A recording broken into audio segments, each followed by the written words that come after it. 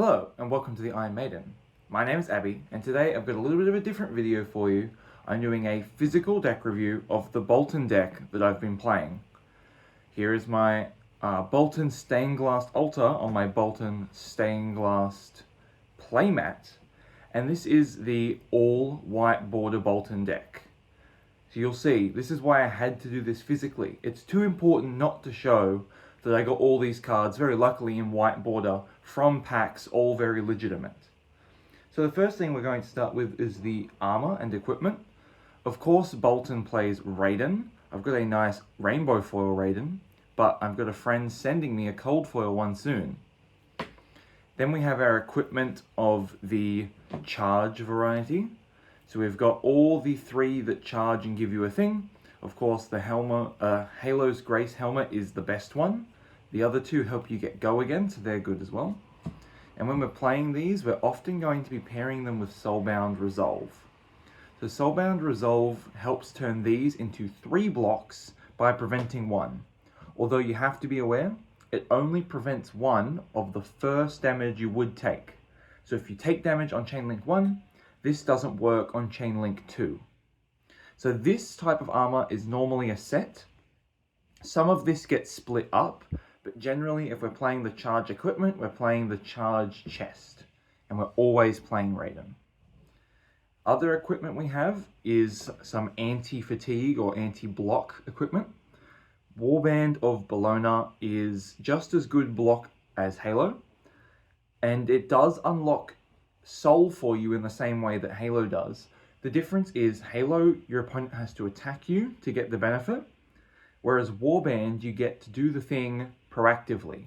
So this is for decks where they're not going to attack you consistently enough that Halo is worth it, and that if you skip a turn because, for example, you don't draw a charge card, this will unlock your turn. Now, for those of you who haven't played a lot of Boltyn, it's important to note that Warband of Boltyn lets you charge with your next attack this turn, which is generally going to be Raiden. When you don't draw an attack, you can activate Warband, pitch a yellow, and then attack with Raiden and charge a yellow in order to still get charge, and then you draw a card as well. Snapdragon Scalers similarly fills the same role as Winged Grace in the sense that it gives you go again for free. The difference is Snapdragon, you don't have to have your opponent attack you.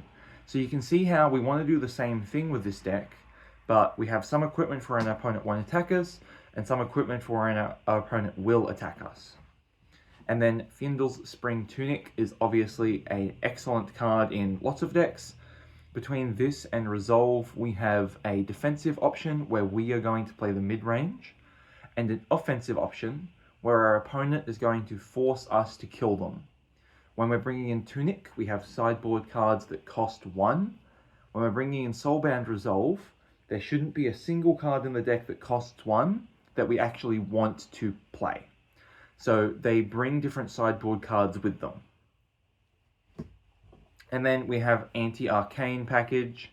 So we only have 1 Arcane Barrier in this deck, and that's because Boltyn doesn't play blues, so getting value out of more than 1 Arcane Barrier is pretty tough. You could argue to go up to 2, so a yellow gets full value, but this is really important against Rune Blades generally, maybe just Vinset because of the on-hits, whereas Halo is really important against the Wizards because of the Spell Void preventing one of those important surge effects. If we are going to get zapped and we don't care, we won't play this. We'll play one of these. We'll play the arms here. And if we're going to get zapped and surge effect, then we'll be playing this one over the other 2 helmets. So you can see defensive package, offensive package, and some anti-arcane protection. And we're always playing Raiden. It is far and away the best weapon. Now you might see Saber Boltyns around. Of course, they go for the big combo that does 40 damage straight to your opponent's dome. Unfortunately, I think this deck is really boring, so I don't play it. But also, it has a very weird type of matchup where once you lose Illumina, you kind of lose the game. And I think that mini game is not fun, personally. Alright, let's get into the main deck cards. These are all the charge cards in the main deck. This is obviously very important because if you don't charge on a turn as Boltyn, you kind of can't do a lot. So first we have Express Lightning, which is a vanilla 4 attack. Its number is good, and it doesn't cost anything. There isn't that many options for charge cards, so this one makes the cut. Engulfing Light and Bolt of Courage are each 0 for 3s that do a thing when they hit, as long as you've charged. Engulfing Light, you get a soul, which is very valuable. It's a go again later. And Bolt of Courage, you get a card, which is obviously stronger, but really what this card says is your opponent will block it, which is good because it means that you can get go again really easily if your opponent has only attack actions in their deck. It also pairs well with the few attack reactions we have, and also it pairs really well with Nimblism, which I'll get to later. Then we have the go again type ones. So we have Beaming Bravado, which is a 4 attack as long as you charge a yellow, which means that you can then give it go again with Boltyn's ability. And Light the Way, which gets go again on a hit as long as you've charged a yellow. And in that case, your opponent either blocks, and hopefully it's an attack so you get +1, or they don't block and they take 3 damage and then you get go again anyway. Once again, this one pairs really good with reactions because it saves you a soul because you get to hit. Notable, really Beaming Bravado is the better one and Light the Way is good enough. Then we've got some yellow charge cards. Beaming Bravado yellow always has go again as long as you charge a yellow, so it's the same reason as Beaming Bravado red. And V of the Vanguard, which is really not much of a charge card. It's really more of a comboing card. This costs 1, so it means you're really not wanting to play it, because if you pitch 1, play this, you only have 2 cards max you can charge and then swing with an attack. If you charge 1, you get 2 attacks, but you need a lot of soul.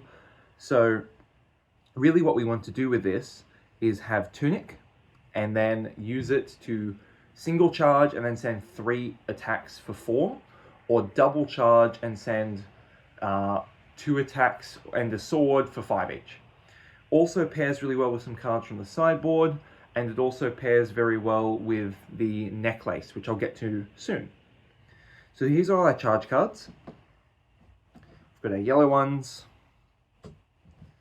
our don't care what you charge ones, and then these ones you have to remember only work if you charge yellow cards.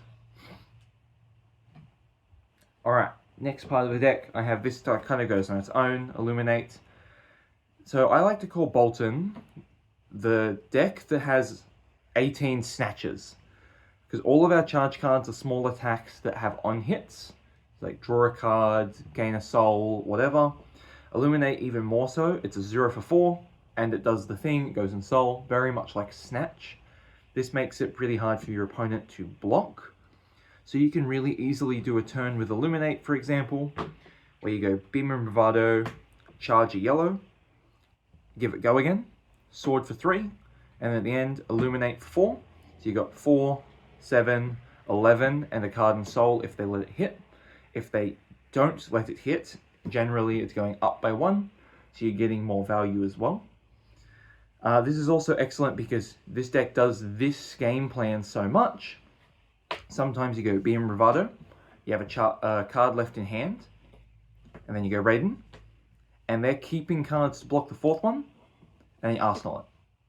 So there's a duality here where Boltyn can play really strong 3 chain link wide with an on hit at the end, or he can arsenal the last card and confuse your opponent. So that's one of the reasons I love Illuminate. Also a light card, also blocks 3, so it's pretty much good anywhere. Other than the fact that it's a red, if it was a 4 attack at yellow, it would be amazing. Alright, the other non-charge attack in the deck is Nimby, 3 red ones. So this is obviously coming out of High Seas, very strong. Gets a Nimblism into your hand from your deck. I find that this is often best used as a chain ender, and then you grab a red Nimblism. I'm only playing the red ones, and then you can arsenal for next turn. So this does two things. Number one, it's a 0 for 6 total value, 3 of it now, 3 of it next turn.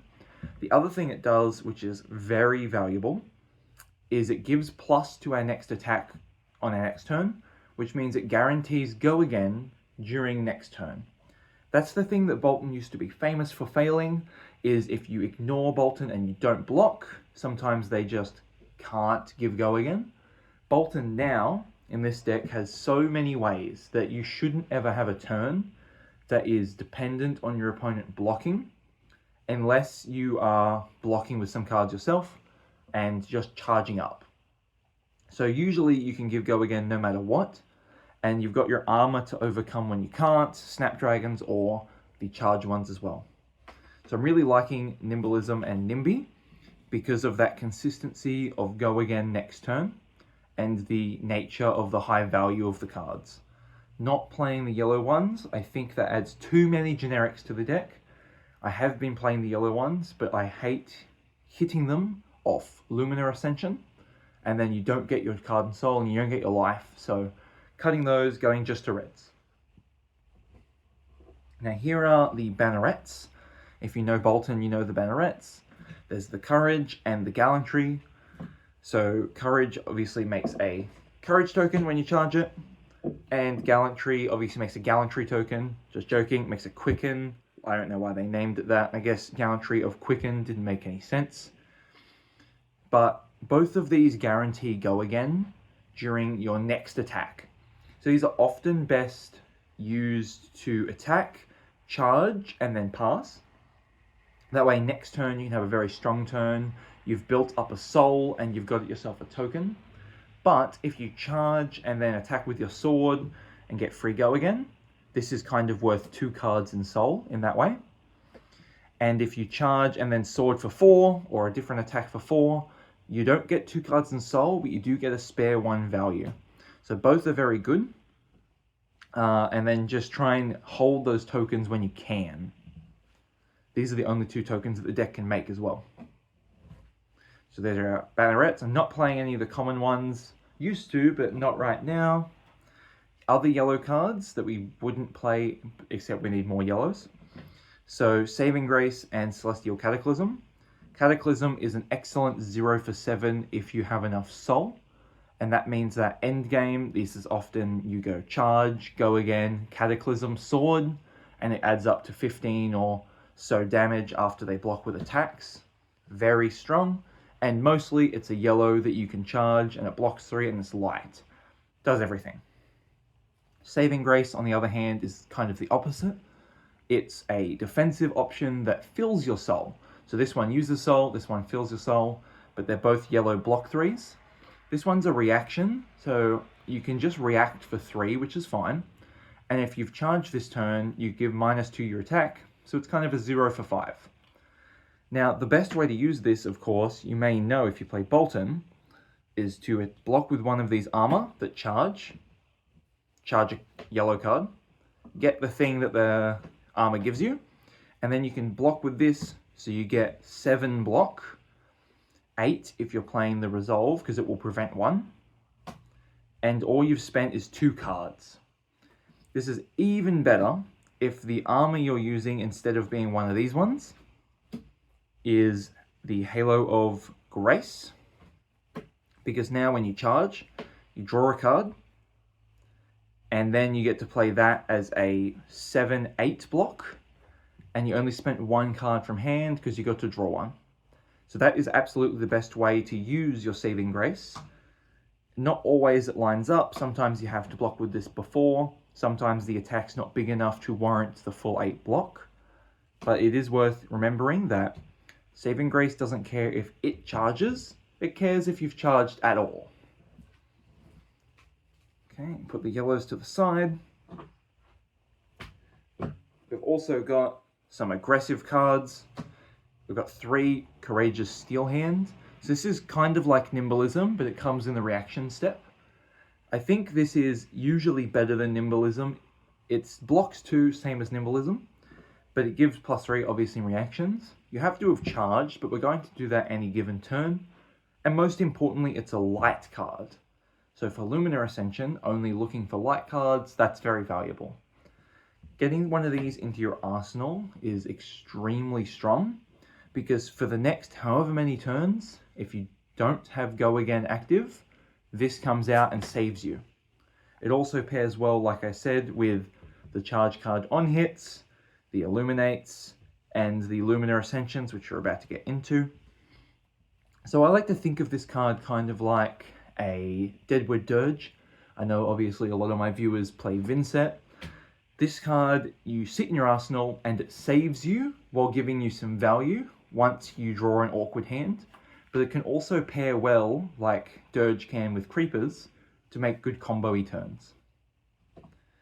Alright, final cards in the main deck are the power cards. These are the reasons to play Boltyn.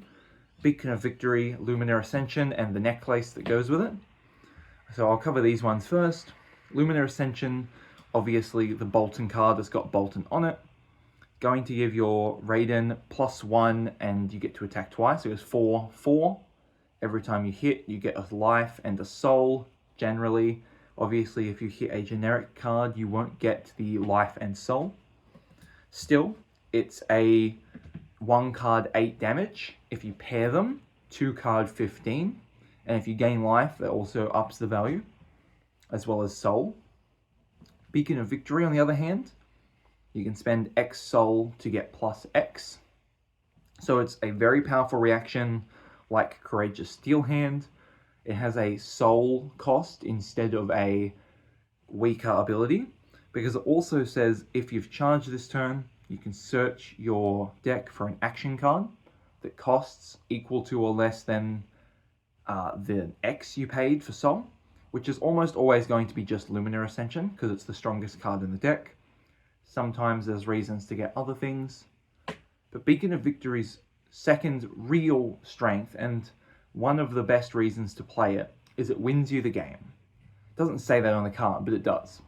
So if you have 1 Beacon of Victory left in your deck, and you've got, let's say, 7 soul, because you've got Go Again often, you've charged a lot, maybe you've hit lots of Luminas, you've got 7 soul, suddenly any attack can represent +7 damage.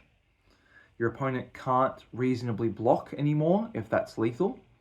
And even in some circumstances, you get to the end of the game, you can Raiden for 0 with 1 card in hand. If it's this one, and they don't block, you +7 and they die. If they do block, you arsenal it, and now you have a 0 card lethal every turn until they fail to block, decide you don't have it. And if you do get to keep a card, it obviously works with the other cards as well. So Beacon does go against Lumina, does also give Go Again because it can give +1, but it also wins you the game if you have it at the end. And then Necklace, Spirit of Arena, this legendary equipment, or legendary item I should say. I know it's a necklace, but you don't get to start with it. Says when you charge it, it goes into the arena. It's the only card that does that, and it's pretty good. It lets you play Lumina as an instant. So for Vinset fans, you will know that if you play an instant and it has Go Again, I probably can't read that, it's tiny, you get an action point, which is obviously really good. So this is, even though it doesn't stay in soul, so you can't use it for Boltyn's ability, it will end up making you 3 action points. So it's kind of 3 soul, as long as you play all your Luminas afterwards. So very, very strong for that reason. The other reason it's amazing is you can go charge card Raiden with this in hand, let's say, and this on the field. Your opponent might realize that you can flash the Raiden in after blocks to give it the +1, the hit, and then the second attack. All that stuff can come in reactions. If they don't realize, you get them. If they do realize and block, you kind of get to arsenal and try again next turn. The other thing it can do is if this card's in your hand instead, you can play this in reactions, go get this, and then play this in reactions. So Necklace helps you win through a lot of tricks. It's not worth trying to find in, say, aggro or mid-rangey matchups, although if you do draw it, it can be very strong. but you do need to find it against slow matchups. Sometimes it's even worth tutoring it with Beacon, because it can get any action card, and then just playing it out instead of charging it. So here's our power card set. Without these cards, Boltyn wouldn't be a hero probably. It's just not going to be strong enough. And then the final thing to cover is the sideboard. So this is 52 cards in the main board, which means that you need to add 8, of course, as I always set up my sideboards with adding cards until you get to 60, because I think that helps me figure it out. So first we've got 0 cost charge cards. So these go in when we're doing the mid-rangey game plan, and we're not playing Tunic, we're playing Soulbound Resolve. Beckoning Light is pretty good against Gravy, and it's also pretty helpful against fatiguey or slow matchups, because on hit you can put an attack from your graveyard on top of your deck. In those matchups, that's pretty likely to be via the Vanguard, but it can also be something like a Beaming Bravado, which just guarantees go again. Against Gravy, you can often go find something like a Bolt of Courage, which on hit draws a card. Pretty good, but I'm only playing 2. Spirit of War, same basic thing. If you charge a yellow, the whole combat chain gains on hit Courage token. So this is kind of like V of the Vanguard, in the sense that it's a charge card that can give everything +1 this turn. You have to be aware though that the Courage on hit doesn't go to Raiden. It only works on attack action cards. And you have to have charged a yellow card to do the ability. And it doesn't make a Courage for itself, so you have to find another way to give it go again. These are the reasons it's not in the main board, but against some decks, for example if you're playing an aggro Mura, you can play this, charge a yellow. They're probably not going to block, so you probably won't get go again, but you get a Courage token.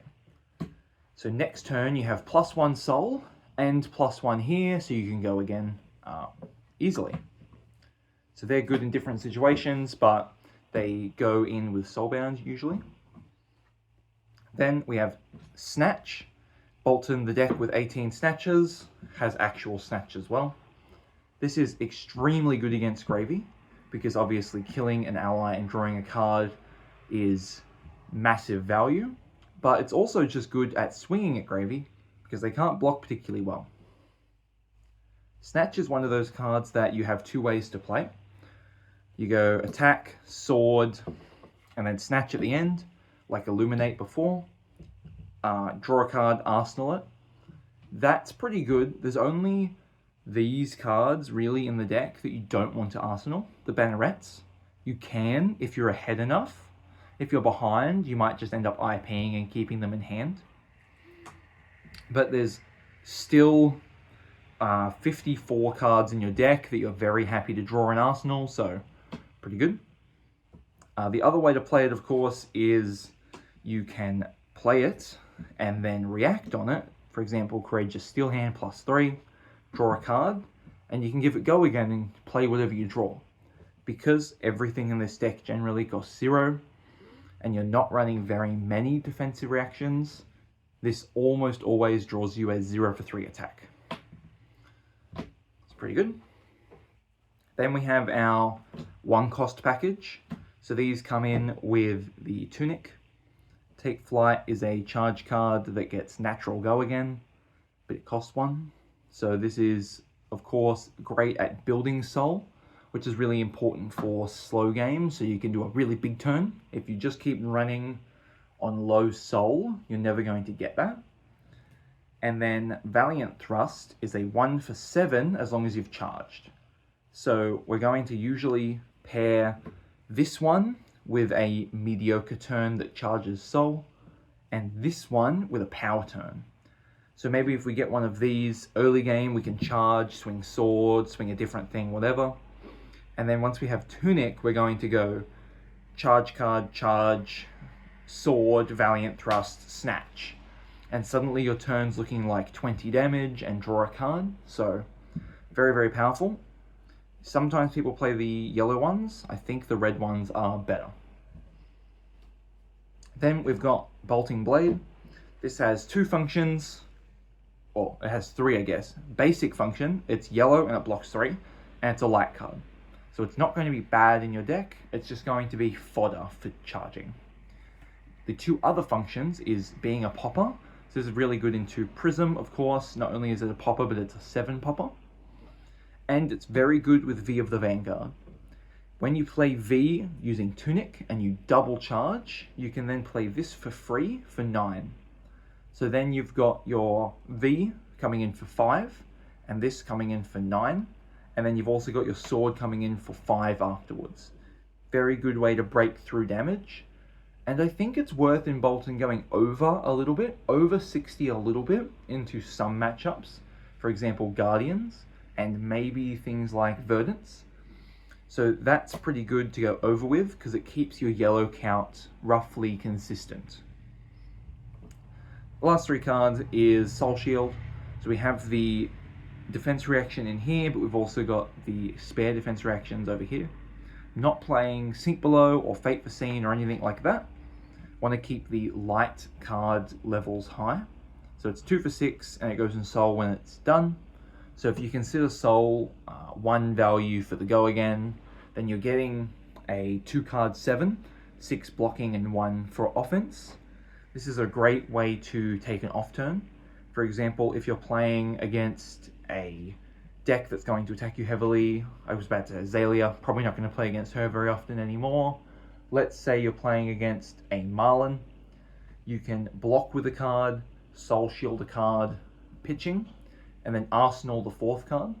So you get a Soul, you hopefully stop their on hit, and then you get to Arsenal and set up for the next turn.